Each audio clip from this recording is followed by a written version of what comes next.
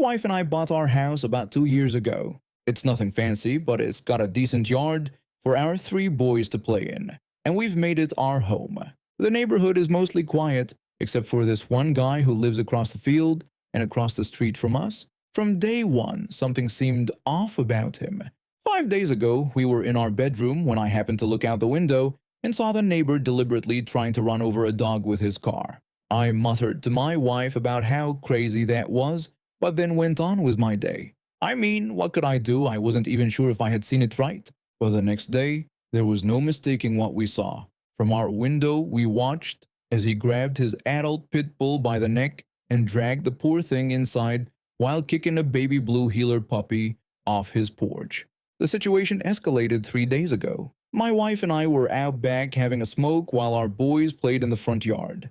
We weren't really paying attention to anything but our phones when suddenly we heard all this yelling. I looked up to see the neighbor across the way coming out of his house, kicking his pit bull out the door and screaming at it. Then out came the blue heeler puppy, also getting kicked. All the commotion made us look over, and apparently that was enough to set him off. The neighbor started threatening me, saying he would come over and knock my head in if I kept staring at him. I just shrugged. Whatever. Everyone in Texas has a gun on the other side of every door in their house that doesn't have kids. Mine's safely locked away with thumbprint access, but I can get to it fast if needed. I wasn't worried about his threats. He went back inside and we decided to smoke another cigarette just because we weren't going to be intimidated. When my wife finished hers, she went back inside. I finished mine too, got up, opened my door, and just stood there looking at his house from across my field for about a minute. That really set him off. He came flying down his porch and to the edge of his yard. The neighbor started screaming even louder threats this time, saying he would kill me and questioning why I thought I could just stand there staring. He kept saying he would end me. He kept yelling threats but never left his yard. I just stood there watching with a big grin on my face. Eventually he must have gotten bored because he went back to what I can only imagine is his tormented shell of a life and disappeared inside. Today I went to work like usual but only had a half day since it's freezing outside, about 25 degrees. While I was at work, my wife messaged me that the crazy neighbor had tried to run over the puppy again when he got home. Now we have this habit of giving our leftover food scraps to the stray dogs during the colder days and months. It helps them. And we don't waste food. The blue heeler puppy had been smelling the food and coming over to help himself. When I got home from my half day, I saw the puppy walking across the field, probably looking for food. Instead of going in through my back door like I usually do, I walked around the house and quietly called for the puppy over my shoulder as I headed to the front door. I gently called to the puppy, telling him it was okay to come closer.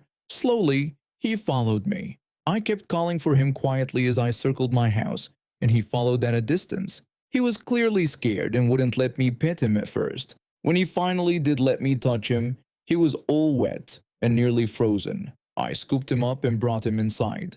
My wife asked me what I was doing with the dog, showing surprise at my actions. I explained that I couldn't leave him outside because the crazy neighbor was trying to run him over again. My wife hesitantly responded that we couldn't just keep the dog. The boys came running when they heard us talking. My oldest son got excited and asked if we could keep the puppy. My middle son started pleading repeatedly to keep the dog. My youngest just commented on how cute the puppy was. My wife tried to explain to the boys that it wasn't simple, suggesting the dog might belong to someone. I said the dog belonged to the neighbor who was abusing him, and I refused to send him back there. The puppy was shivering, and my youngest brought a towel to wrap him in. As I dried him off, the puppy started to relax a little. My wife acknowledged that the puppy looked in bad shape and expressed concern about how the neighbor was treating him. I agreed, stating that no animal deserves such treatment. The boys were already taking turns petting him gently, and I could see my wife's resolve weakening. She asked what we would even call him, showing she was starting to accept the idea of keeping him. And that's when I knew we had a new family member. The boys started shouting out name suggestions, but my wife was watching how the puppy was gently nibbling on the corner of the towel. My wife decided his name would be Nibbler, and just like that, Nibbler found his forever home. He's already settling in nicely, following the boys around and sleeping at the foot of our bed. As for the neighbor, I'm going to be making a call to animal control about that pit bull. No animal should live in fear, and now at least one of them doesn't have to anymore. So I work nighttime security at a college dorm village. It's mostly a welfare job, making sure drunk students get home safely and helping them when they're in trouble. When we're on patrol, we wear pretty obvious uniforms. High visibility jacket, chest mounted radio, ID badge, the whole deal. We look so official that people sometimes mistake us for police. I've been doing this job for about 2 years now. I took it because the hours worked well with my class schedule. I'm actually finishing up my master's degree in criminal justice. Ironically, I want to work in drug enforcement someday, which makes what happened last weekend even more ridiculous. Our dorm village has one main road access, and since all the nightclubs in town close at the same time, we usually hang around the taxi area to make sure students make it back to their rooms okay. We deal with all sorts of situations. Students who can't pay for their taxis, lost phones, people too drunk to find their rooms, you name it. This particular Saturday night was pretty standard. It was about 2 a.m. and the clubs had just closed. I was standing near the entrance when I noticed someone walking into the village. This wasn't unusual. Some students walked back from town to save money on taxi fare. I didn't pay much attention and just continued greeting the incoming students stumbling out of taxis. A while later, I noticed the same guy coming back from deeper in the village, and he approached me directly. He casually asked me what was going on. I replied that things had quieted down and asked how he was doing. Then, without any warning, he asked if I wanted to buy some Mandy. Since he was clearly drunk or high and slurring his words, at first I wasn't sure I heard him correctly. I asked him to repeat what he'd said, and he clarified that he was selling ecstasy or MDMA. He tried to convince me by saying it was good quality and cheap. I looked down at myself, checking that I was indeed still wearing my very obvious security uniform with reflective stripes. I declined his offer, and he seemed confused. He asked why I was standing around like a creep, if I wasn't interested in buying drugs. I explained that I worked there, but he didn't believe me. I had to point to my radio and ID badge as proof. When he finally realized I was security, he apologized profusely. I asked if my high visibility vest hadn't been a clue, and he admitted he thought it was just neon fashion. He nervously asked if I was going to arrest him. I explained that while I couldn't arrest him myself, I was supposed to call people who could. That's when things got even stranger. He tried to negotiate, asking what he could do to sweeten the deal. I clarified that I still didn't want his drugs, but he persisted, saying no one would know. I had to point out the camera feed, which he hadn't noticed. When I showed him the 3 CCTV cameras that had us directly in view, large, obvious security cameras mounted on poles, he complained about the surveillance state. By this point, I was just tired.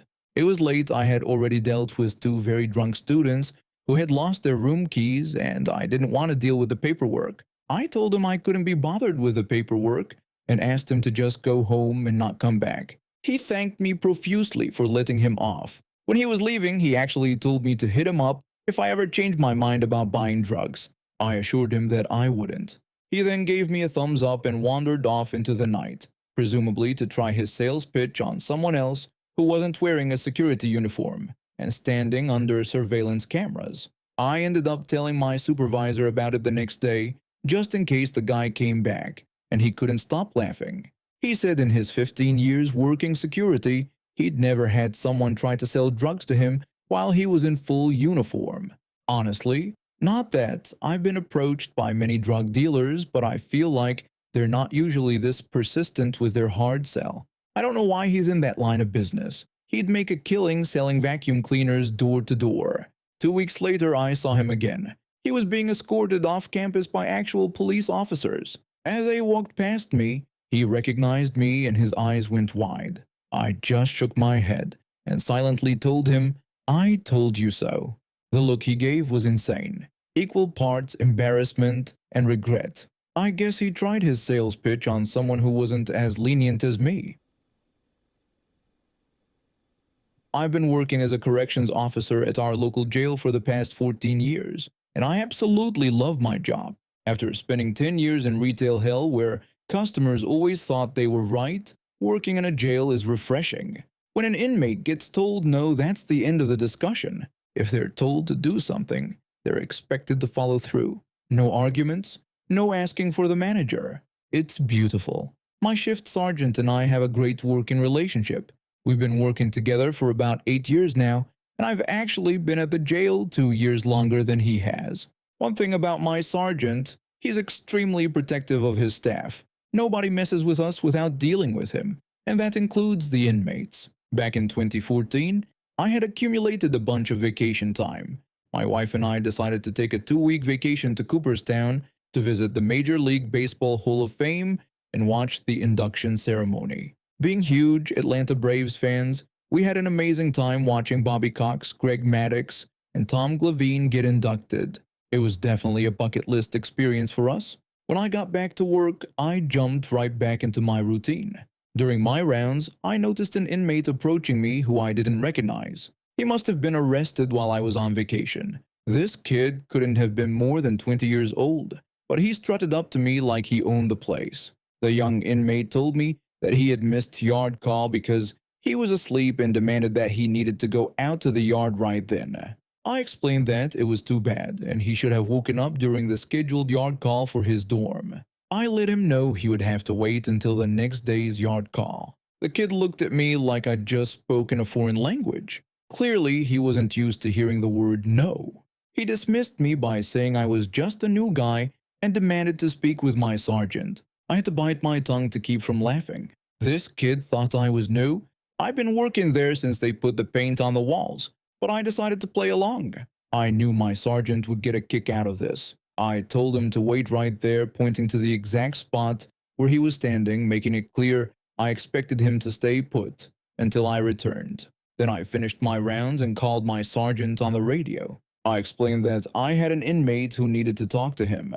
When Sarge asked what he wanted, I tried not to laugh as I told him about how the inmate thought I was the new guy and believed he could run over me because of it. Sarge immediately said he'd be right there. When Sarge arrived, we both went back into the dorm, but lo and behold, the inmate wasn't waiting where I told him to. This kid really didn't understand how things worked in jail. Sarge asked where the inmate was, and I admitted I didn't know. I had to raise my voice through the dorm, calling for the inmate and announcing that Sarge was here to talk to him. The kid sauntered out of his cell, still acting like he owned the place. He approached Sarge with that same entitled swagger. The inmate complained to Sarge about missing yard call and accused me, who he referred to as the new guy, of refusing to let him go out. Sarge quickly shut him down, explaining that missing yard call was his own problem, not ours, and that next time he should get himself out of bed when called. The inmate tried to interrupt Sarge to explain himself, which was a big mistake. Nobody interrupts Sarge. His voice got noticeably louder as he told the inmate that he didn't understand how things worked. Sarge made it clear that when a staff member gives an answer, that is the final answer. He also scolded the inmate for not waiting where I had told him to. The kid was still trying to save face and started to complain about the new guy again. Sarge cut him off immediately. He corrected the inmate, telling him to address me properly as officer and not the new guy. Sarge then told him that I had been working in the jail since before they even painted the walls, and that if I gave him an answer, that was definitely the final word. Sarge then ordered the inmate to go lock down. The kid looked like he'd shrunk about a foot in height. His cockiness was completely gone. When he tried to protest one more time, Sarge repeated his order to go lock down, emphasizing each word. The inmate slunk back to his cell and Sarge and I went to his office. We had a good laugh about the whole situation. Sarge wanted to lock the kid down for 3 days for disrespecting staff, but since we got such a good laugh and a good story out of it, I convinced him to make it just for the rest of the day. Later, I went back to give the inmate his lockdown paperwork. We had a talk, and it turned out he wasn't really a bad kid, just pretty clueless. He apologized for assuming I was new and for not following instructions. Since then, he's become something of a regular at our jail, not the brightest decision maker obviously, and whenever he comes back we still get a good laugh about the time he tried to boss around the new guy who had 14 years of experience. In this job, you learn pretty quickly that respect goes both ways. The inmates who show respect tend to have an easier time. The ones who walk in thinking they can run the place, they find out pretty quickly how wrong they are. I work for a big security company called Guards for Service in California. I was on the graveyard shift, and this wasn't my usual post. I got called in to cover for someone who couldn't make it, but apparently nobody told the supervisor I was coming. This happened back in 2019, before COVID was even a thing. It was November, peak season, and I was asked to take up a post at the Farmer Joe's distribution center in Bloomington, California. It was a graveyard shift, and coincidentally, my friend who I'd known for years had been working at this post regularly. The field manager called me on my day off and asked if I could work there for the night. I didn't mind taking the extra overtime, so I agreed. When I arrived, the shift supervisor showed me around and then left me to do my job. It was a 10 p.m. to 8 a.m. shift, a full 10 hours of fun. Everything was going fine until around 1 a.m. when the head supervisor, what the company calls a post commander, showed up. All guards are supposed to call the post commander captain, but I've always refused to call someone captain unless they actually served in the military. I was in the Farmer Joe's yard, helping truck drivers back into their gates, when I heard someone coming up behind me. Suddenly, there was yelling. The supervisor demanded to know who I was in a confrontational tone. I politely introduced myself and explained that the field manager had sent me to work this shift. She rudely responded that she had asked for someone specific, not a fat guy like me. Her comment made me angry because of how rude she was being. I told her that regardless of who she wanted, the field manager had sent me, and I was just there to do my job. She then ordered me to leave the property, claiming I was trespassing, and threatened to call the police if I didn't comply.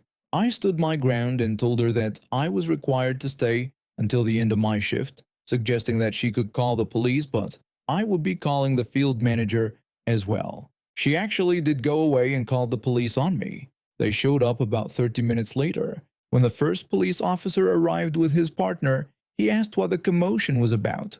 Before I could explain, the supervisor interrupted by shouting that I had threatened to kill her with a knife and was trespassing on the property. I sighed heavily as the officers looked confused, since I was clearly wearing the standard company uniform. But once they heard the word knife, the second officer immediately drew his gun and ordered me to get on the ground, with my hands behind my back. The first officer handcuffed me. Even though I was restrained, the second officer kept his gun pointed at me. I was terrified, thinking I might get shot for no reason. I did have a pocket knife on me, but it was just a small keychain knife that I used to open snack packages. The officer found the knife during his search and placed me in the back of the police car.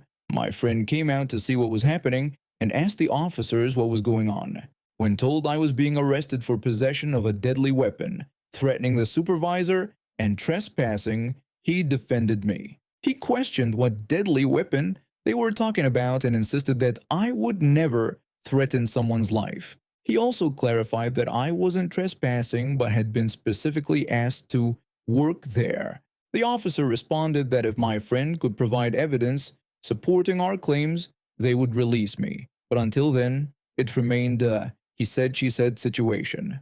From the police car, I asked my friend to call the field manager to come immediately and to get the building manager to pull surveillance footage, since there was a camera with audio where the confrontation happened. My friend made the call and went to find the building manager. Meanwhile, a police sergeant arrived and asked for my version of events.